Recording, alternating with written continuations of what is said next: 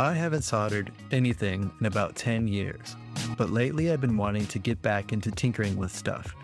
I'd figured I'd document the process with this YouTube channel.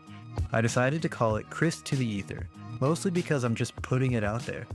The plan is to post videos about whatever I'm learning, whether it's messing with code, building stuff with microcontrollers, or just tinkering.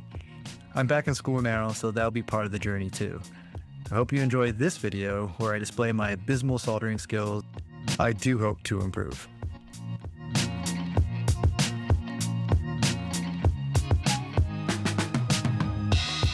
No matter how long I waited, this iron would not get hot enough.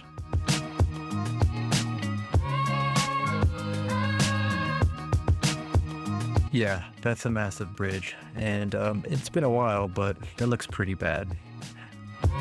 I am using some really old solder that's huge, and this really old soldering iron that I got from Radio Shack like 10 years ago, so let's fix all that.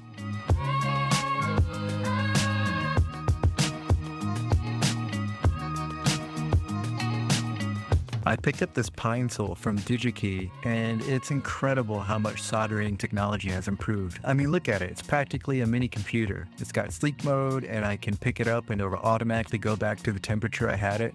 That's awesome. I also got thinner gauge solder.